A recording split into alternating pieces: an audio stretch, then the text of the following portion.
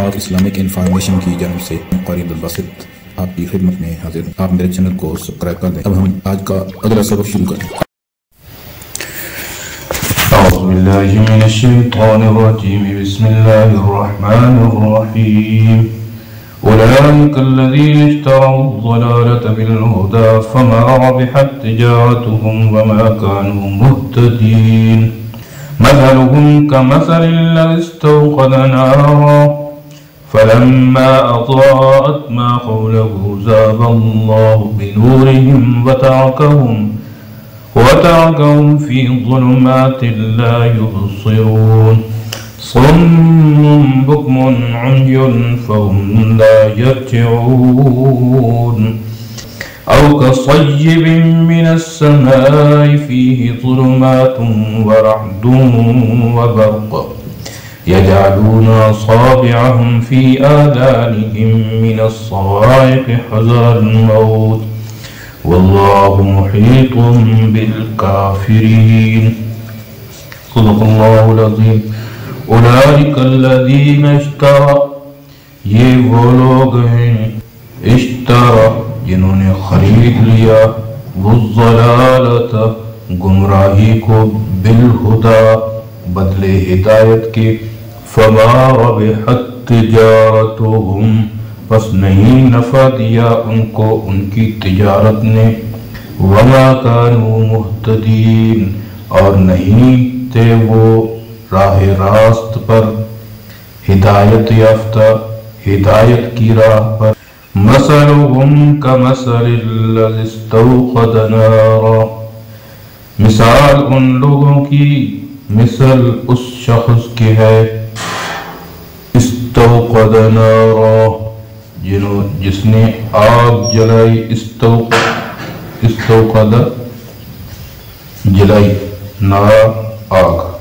فلما اضاءت پس جب اضاءت روشن ہو گیا روشنی ہو گئی ما حولہ ماحول یعنی کہ ماحول اس کا ارد گرد ذہب اللہ لے گیا اللہ بنورہم ان کی روشنی کو وترکہم اور چھوڑ دیا ان کو فی ظلمات اندھیرے میں لا یبصرون وہ کچھ نہیں دیکھ سکتے سمم بہرے ہیں بکمن گنگے ہیں عمیون اندھے ہیں فہم لا یرجعون پس وہ نہیں لوٹیں گے او کصیب دوسری مثال یا مثل اس بارش والے کی ہے جو بلندی سے ہو آسمان سے ہو فیہ ظلمات اس میں اندھیرا ہو ورعد کڑک ہو وبرق اور بجلی ہو چمک ہو جب بارش ہوتی ہے تو پھر کئی طرح کا اندھیرا ہوتا ہے ایک بارش کا اندھیرا ایک رات کا اندھیرا اور پھر بجلی جب چمکتی ہے تو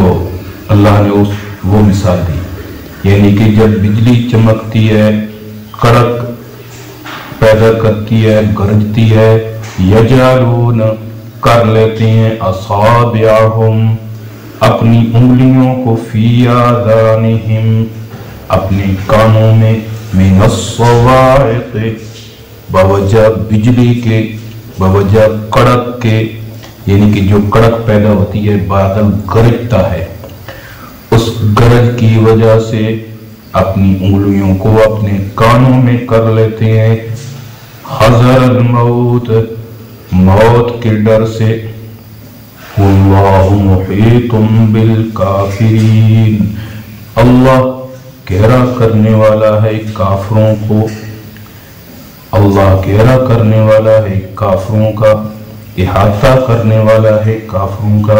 اولئک الذین اشتروا 16ویں آیت کے اندر منافقین کے اس حال کا ذکر ہے کہ انہوں نے اسلام کو بھی قریب سے دیکھا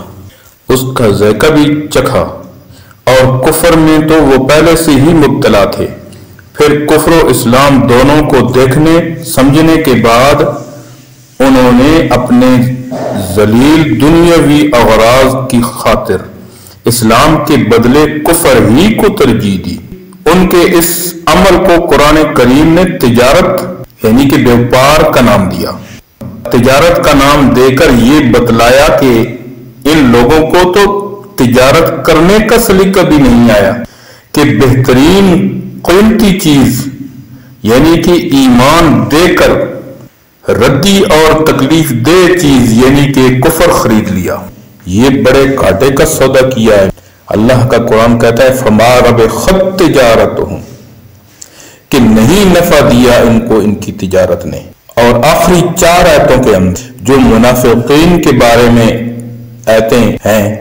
ان میں سے جو آخری 4 آیتیں ہیں 17ویں آیت سے لے کر آگے، تو ان 4 آیتوں میں منافقین کے حال کی 2 مثالیں دے کر ان کا قابل نفرت ہونا بیان فرما دیا گیا۔ یعنی کہ اللہ کے قرآن نے 2 مثالیں دی ہیں۔ 2 مثالیں اس بنا پر دی گئی ہیں کہ منافقین میں 2 طرح کے آدمی تھے، یعنی منافقین 2 قسم کے تھے۔ ایک وہ جو اپنے کفر میں بالکل پختہ تھے، ایمان کا اظہار صرف دنیاوی مصلحت کی وجہ سے کرتے تھے، ایمان اور اسلام سے ان کو کوئی واسطہ نہ تھا۔ دوسرے کچھ لوگ ایسے بھی تھے جو اسلام کی حقانیت سے متاثر ہو کر کبھی کبھی سچے مسلمان ہونے کا ارادہ کر بھی لیتے تھے، مگر پھر دنیاوی اغراض سامنے آ کر ان کو اس ارادہ سے روک دیتی تھی۔ اس طرح وہ ایک تذبذب اور تردد کی حالت میں رہتے تھے۔ اسی مضمون کے ضمن میں ان ظالموں کو یہ تنبیہ بھی کر دی گئی کہ وہ سب کے سب اللہ کے احاطہ قدرت سے باہر نہیں، ہر وقت ہر حال میں ہلاکت بھی ہو سکتی ہے ان کے لیے، یعنی کہ اللہ کی قطعی گرفت میں ہے۔ اللہ رب العزت ان کی بینائی اور شنوائی کی طاقتیں بھی سلب کر سکتا ہے۔ تو یہ 13 آیتیں منافقین کی حال و مثال پر مشتمل ہیں۔ ان میں بہت سے احکامات اور مسائل اور اہم ہدایات بھی ہیں۔ کیا کفر و نفاق نبوت کے زمانے کے ساتھ مخصوص تھا یا اب بھی موجود ہے؟ تو اس معاملے میں صحیح یہ ہے کہ منافق کی نفاق کو پہچاننا، منافق کے نفاق کو پہچاننا اور اس کو منافق قرار دینا 2 طریقے سے ہوتا تھا۔ ایک یہ کہ اللہ رب العزت نے اپنے رسول صلی اللہ علیہ وسلم کو بذریعہ وحی بتلا دیا کہ فلاں شخص دل سے مسلمان نہیں، منافق ہے۔ دوسرے یہ کہ اس کے کسی قول و فعل سے کسی عقیدہ اسلام کے خلاف کوئی بات یا اسلام کی مخالفت کا کوئی عمل ظاہر اور ثابت ہو جائے۔ یہ 2 طریقے تھے نفاق کو پہچاننے کے رسول اللہ کے دور کے اندر۔ آپ صلی اللہ علیہ وسلم کی وفات کے بعد انقطاع وحی کے سبب ان کی پہچاننے کی پہلی صورت تو باقی نہیں رہی، مگر دوسری صورت اب بھی موجود ہے کہ جس شخص کے کسی قول و فعل سے اسلامی قطعی عقائد کی مخالفت یا اس پر استہزاء یعنی مذاق یا تحریف ثابت ہو جائے، یعنی کہ اس میں رد و بدل ثابت ہو جائے، مگر وہ اپنے ایمان اور اسلام کا مدعی بنے تو وہ منافق سمجھا جائے گا۔ ایسے منافق کا نام قرآن کریم کی اصطلاح میں ملحد ہے۔ یعنی دوسری جگہ اللہ کا قرآن کہتا ہے ان الذین یلحدون فی آیاتنا لا یخفون علینا، اور حدیث میں اس کو زندیق کے نام سے موسوم کیا گیا ہے، مگر چونکہ اس کا کفر دلیل سے ثابت اور واضح ہو گیا اس لیے اس کا حکم سب کفار جیسا ہو گیا، الگ کوئی حکم اس کا نہیں ہے۔ اس لیے علماء امت نے فرمایا کہ رسول اللہ صلی اللہ علیہ وسلم کے بعد منافقین کا قضیہ ختم ہو گیا، اب جو مومن نہیں وہ کافر کہلائے گا۔ حضرت امام مالک رحمت اللہ علیہ سے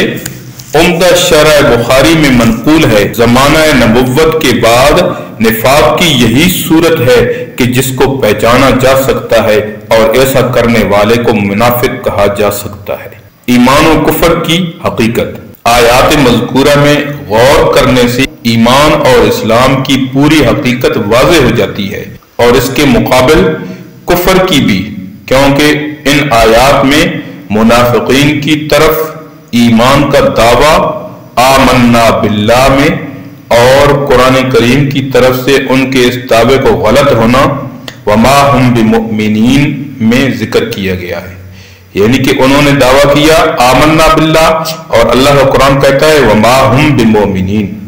یعنی وہ مومن نہیں ہے۔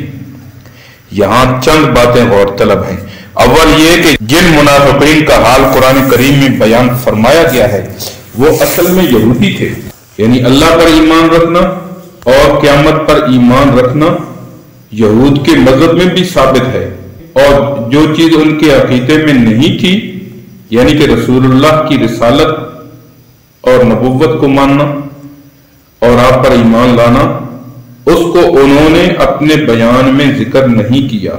مگر صرف دو چیزیں ذکر کی، یعنی اللہ پر ایمان اور قیامت کے دن پر ایمان، جس میں ان کو جھوٹا نہیں کہا جا سکتا۔ قرآن کریم میں ان کو جھوٹا قرار دینا اور ان کے ایمان کا انکار کرنا کس بنا پر ہے؟ بات یہ ہے کہ کسی نہ کسی طرح اپنی منمانی صورتوں میں اللہ تعالیٰ یا آخرت کا اقرار کر لینا ایمان نہیں۔ یوں تو مشرکین بھی کسی نہ کسی انداز میں اللہ کو مانتے ہیں اور سب سے بڑا قادر مطلق مانتے ہیں، مگر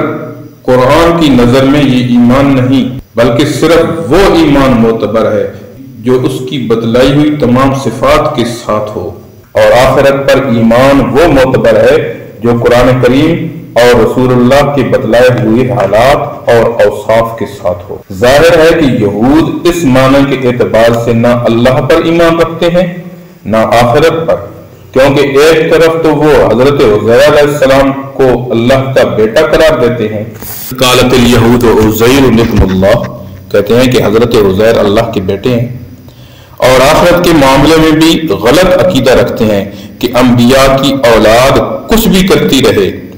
وہ بہرحال اللہ کی محبوب ہے، آخرت میں ان سے کوئی پوچھ گچھ نہیں ہوگی، اگر کچھ عذاب ہوا بھی تو بہت معمولی ہوگا۔ وَقَالُوا لَن تَمَسَّنَا النَّارُ إِلَّا أَيَّامًا مَّعْدُودَةً، اسی سورہ بقرہ کے اندر پہلے سپارے کے اندر اللہ کا قرآن کہتا ہے، یہود کہتے تھے لَن تَمَسَّنَا النَّارُ، ہرگز نہیں چھوئے گی ہم کو آگ، الا ایام معدودہ، مگر چند دن گنتی کے، یعنی تھوڑا سا عذاب اگر ہمیں ہوا بھی تو تھوڑا سا عذاب ملے گا۔ اس لیے قرآنی اصطلاح کے اعتبار سے ان کا یہ کہنا کہ ہم اللہ اور روز قیامت پر ایمان لاتے ہیں غلط اور جھوٹ ہے۔ اور دوسری جگہ پر سورہ منافقون کے اندر اذا جاءک المنافقون قالوا نشہد انک لرسول اللہ، یعنی جب آپ کے پاس منافق آتے ہیں اور آ کر کہتے ہیں نشہد انک لرسول اللہ، کہ ہم گواہی دیتے ہیں کہ آپ اللہ کے رسول ہیں، لیکن واللہ یعلم انک لرسول، اللہ بھی جانتا ہے کہ آپ اللہ کے رسول ہیں، مگر واللہ یعلم ان المنافقین لکاذبون، مگر منافق جو ہیں وہ جھوٹ بولتے ہیں۔ وہ جھوٹ یہ بھی ہو سکتا ہے کہ وہ اوپر سے کہتے تھے کہ آپ اللہ کے رسول ہیں، لیکن زبانی طور پر کہتے تھے، دل سے نہیں مانتے تھے کہ آپ اللہ کے رسول ہیں، وہ صرف دنیاوی غرض کے لیے، دنیاوی مفاد کے لیے وہ کہتے تھے کہ آپ اللہ کے رسول ہیں۔ واللہ یعلم ان المنافقین لکاذبون۔ اللہ رب العزت ہمیں قرآن کریم سمجھنے کی اور پھر اس کو سمجھانے کی اور اس پر عمل پیرا ہونے کی توفیق عطا فرمائے۔ وما علینا الا البلاغ۔ بس یہی سمجھ